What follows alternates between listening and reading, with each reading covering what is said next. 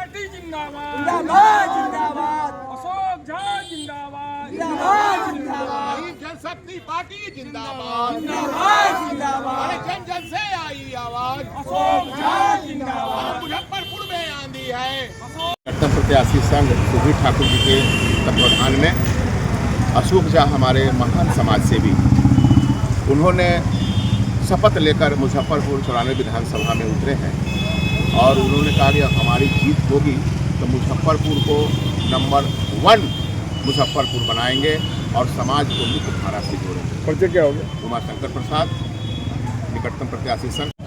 जनसंपर्क से तो बहुतायत लोग हमारे साथ हैं और हम उसके लिए बहुत आभारी हैं। सुधीर भाई हैं और आंदोलनकारी हैं और मुजफ्फरपुर में नेता हैं। ये जनता के वक्त की लड़ाई लड़ते हैं, नगर निगम में लड़ाई लड़ते हैं और धनबल वाला इनको हरा दे। क्या मुद्दा क्या जी से मुक्ति, स्मैकियर साहब से मुक्ति, चैन छिनतई से मुक्ति,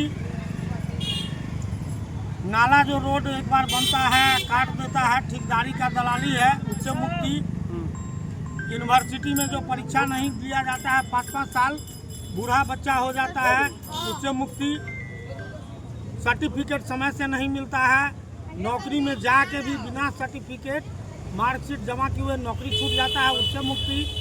तो मुजफ्फरपुर के विकास के लिए लड़ाई लड़ रहे हैं। मुजफ्फरपुर में जॉर्ज फर्नांडिस और रघुनाथ पांडे जी के जाने के बाद कोई नेता ही नहीं है। अगर जीतते पहला काम होगा कि नाला ड्रेनेज का काम करेंगे, जिससे जल जमाव से सुरक्षित होगा। जल जमाव नहीं होगा तो निश्चित रूप से कीड़ा मकोड़ा नहीं लगेगा, अस्पताल बहुत नहीं जाना पड़ेगा। दूसरा काम विद्यार्थियों के लिए होगा, जो यूनिवर्सिटी की व्यवस्था को सही कराएंगे और जाम से मुक्ति दिलाएंगे। आप काम पर जाते हैं, आप 3 घंटा जाम में रहते हैं, आपका काम नहीं हो पाता है। जो सरकारी नौकरी में भी हैं उनको अब हाजिरी लगाना पड़ता है अंगूठा दबा के। अब तो फेस वाला आ गया है, तो फेस रहेंगे तब न दिखाएंगे, तो वो सारे घाट पुले पर जाम में रह जाते हैं और उनका हाजिरी कट जाता है। तो जाम से भी मुक्ति दिलाएंगे, अपराध से मुक्ति दिलाएंगे। मुजफ्फरपुर शहर में माताएं बहनें जेवर पहन के नहीं जा पाती है, उनका चैन छीन लिया जाता है। आप कई घटना देखिएगा कि चैन छीनने में महिलाएं गुजर गई है, किसी का पैर टूट गया, किसी का सर फट गया।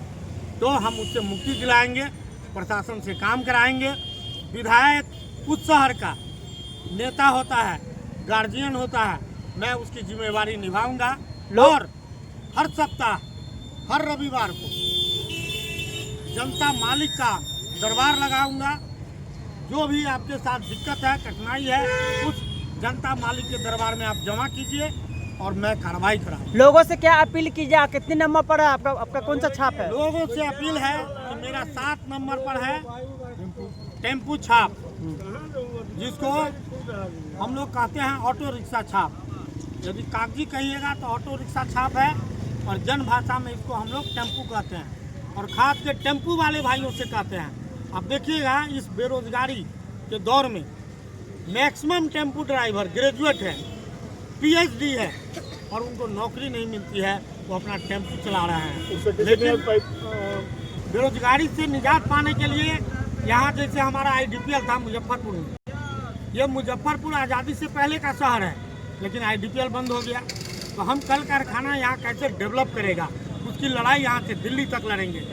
स्मार्ट सिटी देखिए स्मार्ट सिटी में तो खाली घोटाले हुआ है नरक सिटी और बहुत लंबा घोटाला है। बांस के फट्टी पर नाला का स्लैब बना है, जो अखबारों में भी आया है, उसकी इंक्वायरी नहीं होती। तो स्मार्ट सिटी तो मुजफ्फरपुर नहीं हुआ, एयरपोर्ट मुजफ्फरपुर नहीं बना, झुनझुना बनाया हुआ है मुजफ्फरपुर को। दरभंगा में एम्स बन गया, वो मुजफ्फरपुर को चाहिए। मुजफ्फरपुर उत्तर बिहार की राजधानी के नाम से जाना जाता है, लेकिन यहाँ का जो नेता है वो नहीं चाहता है कि यहाँ हवाई अड्डा हो, यहाँ के पब्लिक का विकास हो, यहाँ के मुजफ्फरपुर के लोग डेवलप करें। जीत के आते हैं तो कैसे दूर करेंगे इसको? दूर करेंगे आप यदि लड़ाई